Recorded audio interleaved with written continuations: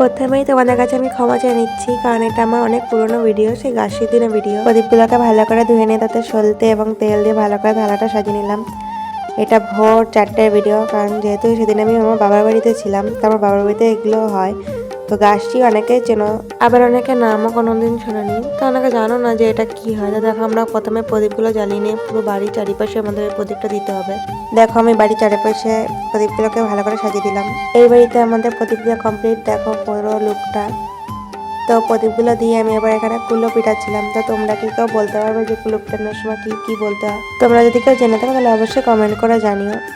তো দেখো, এদিকে আমাদের কুলো পিটানো কমপ্লিট, আর এদিকে আমরা চলে যাচ্ছিলাম আমাদের নতুন বাড়িতে। আমার বাবা একটা নতুন বাড়ি করছে, আমরা আমাদের সেই নতুন বাড়িতে চলে গেছিলাম। আমরা এই বাড়িতেও প্রদীপ ধরিয়েছিলাম। আমাদের এই নতুন বাড়িটা এখনো পুরোপুরি কমপ্লিট হয়নি, সবে একতলা হয়েছে, উপরতলা এখনো হয়নি, কিন্তু এবছর আমাদের মধ্যে হয়ে যাবে। দেখো, এটা হচ্ছে আমাদের প্রদীপ ধরানোর পরে পুরো লুক। যেহেতু আমি আমার ভাই এখানে ছিলাম, আর ছাদে ছিল আমার মা জেঠিরা। দেখো কত সুন্দর লাগছে প্রদীপটাকে। এই হচ্ছে আমাদের বাড়ির সামনের লুক।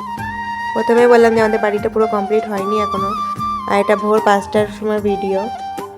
তো কেমন লাগছে অবশ্যই কমেন্ট করে জানিও। সেখানে একটা বৌদি এবং কিছু বাচ্চা ছেলে কাশি বাজাতে বাজাতে যাচ্ছে। তো এটা তো সবাই জানো, এটা হচ্ছে সেই নিম পাতা, গাছটি ভাইরাল নিম পাতা। দেখো, আমরা সকালে বেটে এটা সকালবেলা স্নান করতে, এটা 6টার সময় ভিডিও। আমি তো নিজে লাগিয়েছি, আমার ভাইকেও সকাল সকাল স্নান করিয়ে এই যে ঘটের জল, তারপরে এই যে তেঁতুলটাকে ভালো করে পুড়িয়ে নিয়ে এটাকে ঠোঁটে লাগাতে হয়। বয়স্করা বলে এই তেঁতুল নাকি ঠোঁটে লাগালে পরে ঠোঁট কখনোই ফাটে না, আর এই কাজল করলে চোখে কখনো কোনো প্রবলেম হয় না, আর এই যে তেল গা হাত পা ফাটে না। এই ছিল আমাদের গাছের ভিডিও। ভালো লাগলে অবশ্যই লাইক কমেন্ট শেয়ার করো। বাই।